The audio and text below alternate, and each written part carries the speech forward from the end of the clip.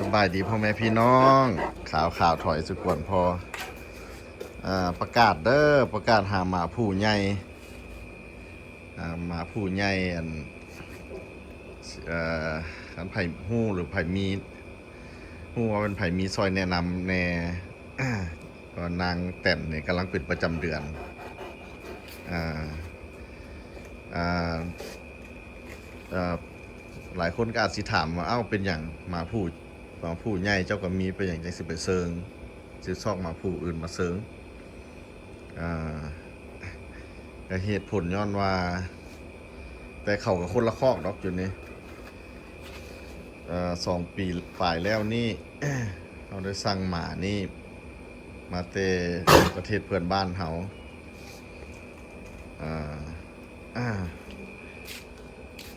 ผมคิดกับว่าเสียมาเป็นพ่อพันธุ์แต่มันบ่เป็นดังเขาคิดเซิงมาแล้ว3 เทื่อแล้วอันนี้แต่ละเทื่อเป็นระยะห่างนี่มัน5 เดือน 6 เดือนเป็นประจำเดือนแล้วก็เซิงแต่บ่เคยติดจักเทื่อสาวนั้นเซิงบ่เคยติดจักเทื่อแล้วเขาก็เลยตัดสินใจให้ด็อกเตอร์มาเช็คน้ำเสื้อเรา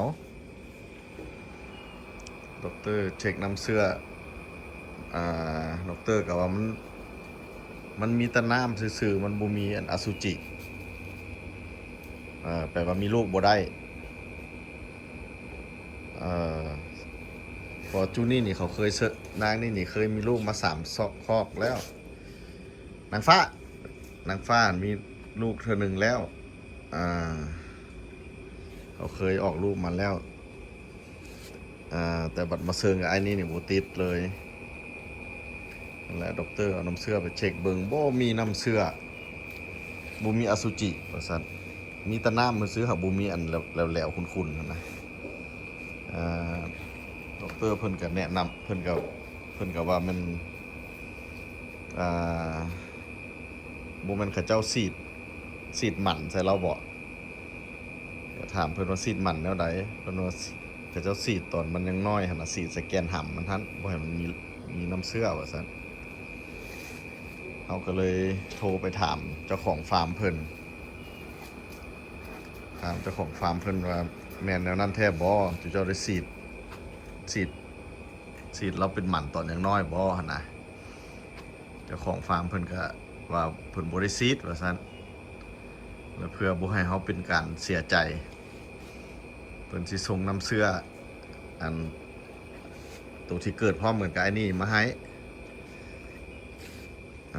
เพื่อบ่ให้เฮาเสียใจแต่เฮาก็ได้เสียค่า